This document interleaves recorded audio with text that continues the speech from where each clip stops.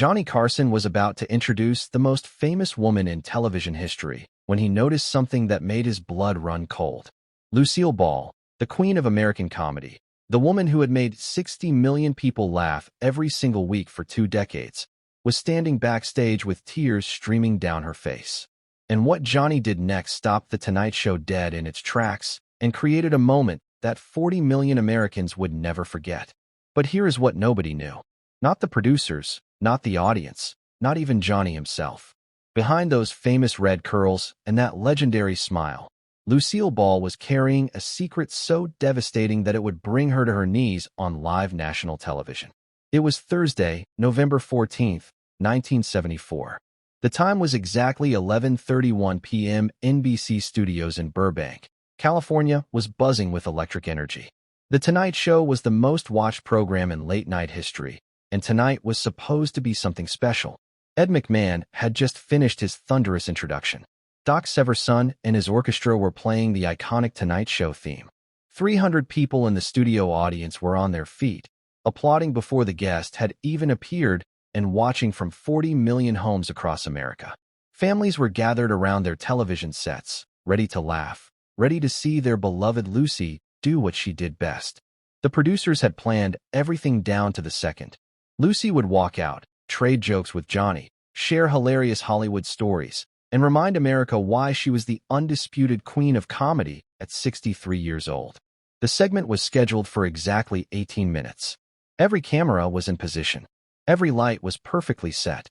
But backstage in the green room, something was happening that would change the course of television history. Lucille Ball was sitting alone on a small couch, her hands trembling so violently that she could barely hold the glass of water her assistant had brought her. Her makeup artist stood frozen in the doorway. The stage manager kept checking his watch, knowing they had less than 4 minutes until Lucy was supposed to walk through that curtain. And Lucy herself was staring at a telephone that she had just hung up. A telephone that had delivered news so devastating that it had shattered her entire world in 30 seconds. The stage manager finally spoke. "Miss Ball, 2 minutes." Lucy looked up with eyes that were red and swollen. She took a breath. She straightened her famous red hair. And she made a decision that only a woman with 40 years of performing experience could make. She was going to go out there. She was going to smile. She was going to be America's Lucy, even if it destroyed her. What happened next would become the most talked about moment in late-night television history. If you have ever hidden your pain behind a smile, this story is for you. Keep watching because what Johnny Carson did next will leave you speechless. Drop a comment and let us know where you are watching from tonight. To understand what happened that November night, you need to understand what Lucille Ball meant to America. And more importantly, you need to understand the secret she was carrying that no one in that studio knew about. In 1974, Lucille Ball was not just a celebrity. She was an institution. She had invented the television sitcom. She had broken every barrier that existed for women in entertainment. She had built a production empire that was worth more than most Hollywood studios. And she had done it all while making America laugh every single week since 1951. I Love Lucy had been the most watched show in television history. At its peak, more Americans watched Lucy Ricardo get into trouble than watched the presidential inauguration. When Lucy gave birth to little Ricky on the show, 44 million people tuned in. That was more viewers than watched the coronation of Queen Elizabeth. Lucy was not just famous. She was beloved. She was family. She was the woman that America trusted to make them forget their troubles for 30 minutes every week. And on that November evening in 1974, Lucy was supposed to be celebrating. She had just signed a massive new deal with CBS for a primetime special. TV Guide had named her the most influential woman in television history. The Television Academy was about to present her with a Lifetime Achievement Award. Everything in her professional life was perfect. But 3 hours before she was scheduled to appear on The Tonight Show, everything in her personal life had fallen apart. At exactly 4:47 p.m. that afternoon, Lucy was sitting in her dressing room at NBC, getting her hair styled for the show. Her assistant walked in with a telephone and a look on her face that Lucy would never forget. The caller was Dr. Marcus Rabin, Lucy's personal physician and longtime friend. His voice was shaking. Gary Morton, Lucy's husband of 13 years, had collapsed on a golf course in Palm Springs. He had suffered a massive heart attack. The paramedics had performed CPR for 11 minutes before they could get his heart beating again. He was now in the intensive care unit at Cedars-Sinai Hospital, unconscious and fighting for his life. The doctors did not know if he would survive the night. Lucy dropped the phone. Her legs gave out beneath her. Her assistant caught her before she hit the floor.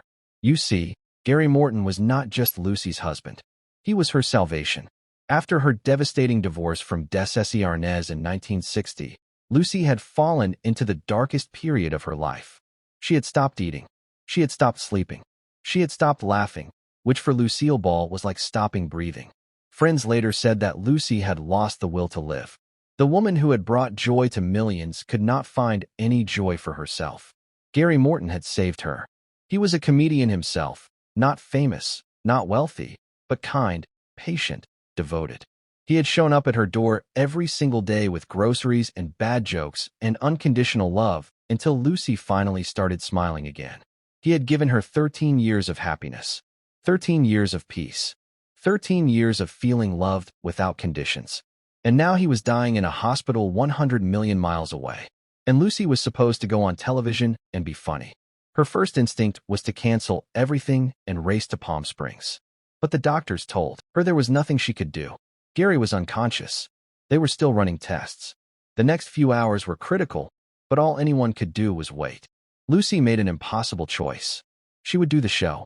She would be professional. She would not let anyone see her pain. But sometimes the heart refuses to follow orders. And Lucy's heart was about to break wide open in front of 40 million people. At 11:32 p.m., the Tonight Show band began playing Lucille Ball's entrance music. The studio audience rose to their feet. The applause was deafening.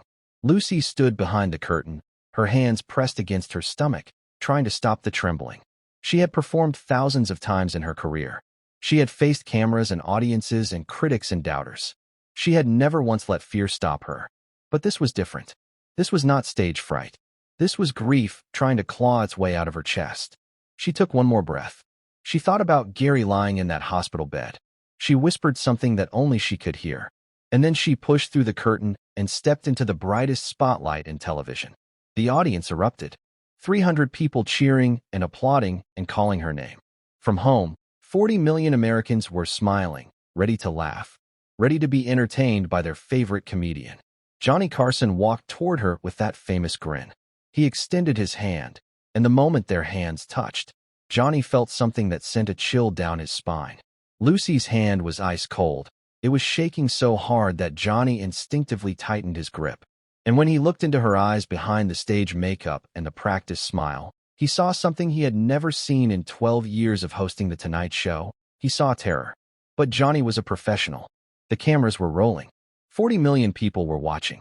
So he guided Lucy to her seat, cracked a joke about her being more popular than the president, and got his laugh from the audience. For the first 7 minutes, everything went according to plan. Lucy talked about her new special. She told a funny story about working with Bob Hope.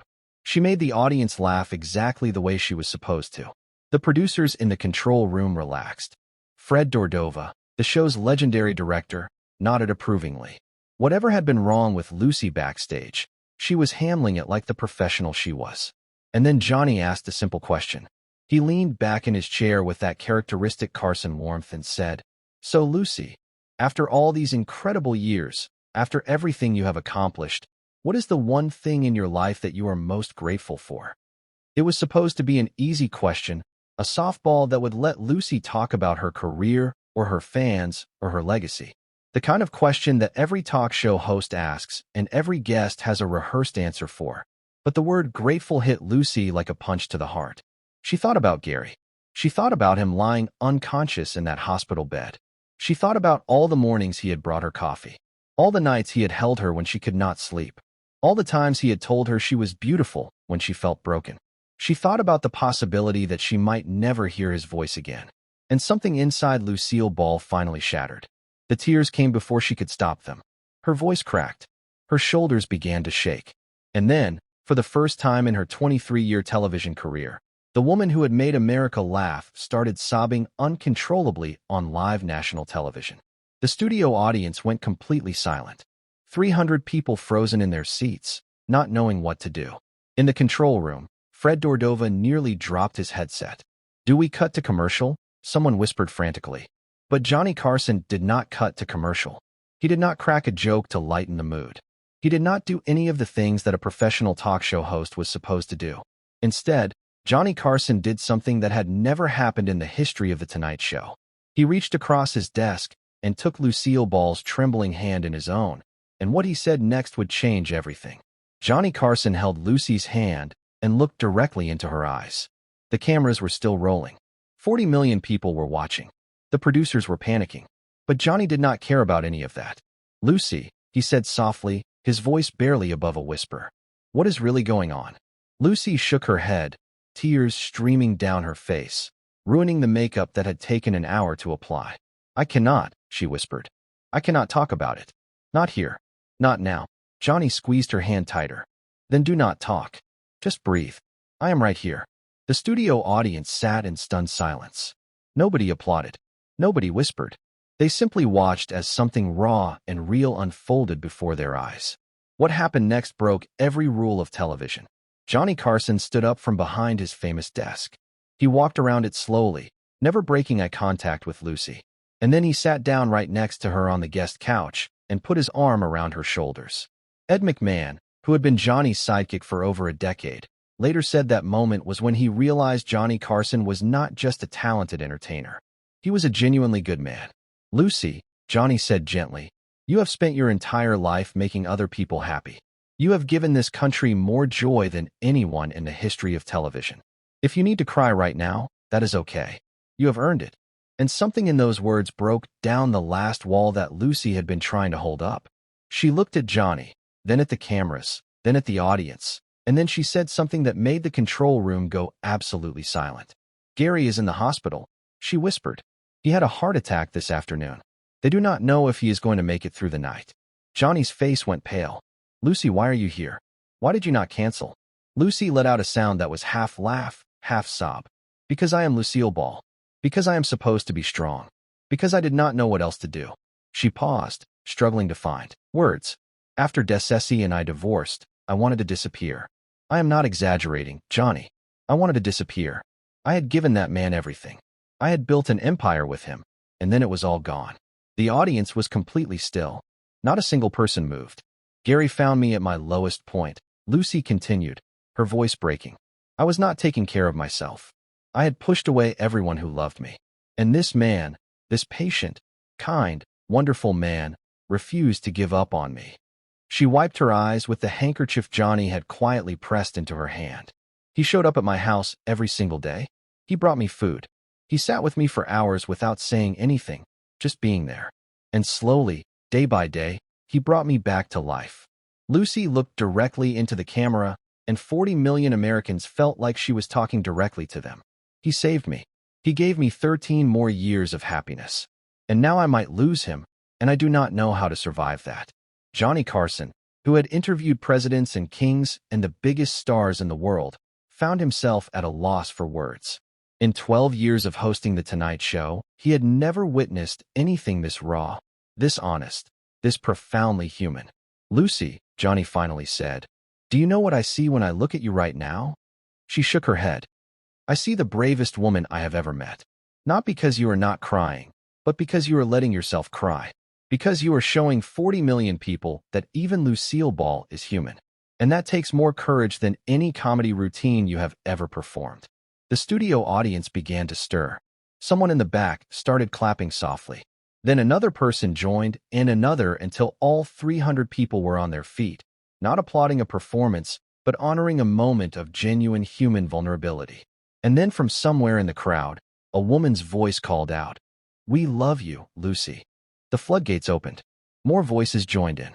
"We are praying for Gary. You are not alone. We love you." Lucy looked out at the audience, tears still streaming down her face.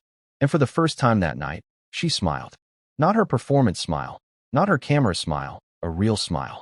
"I love you too," she whispered. And in that moment, something shifted. Not just in the studio, not just on the show, but in the very nature of what television could be. Johnny Carson turned to the camera and said something that would become legendary.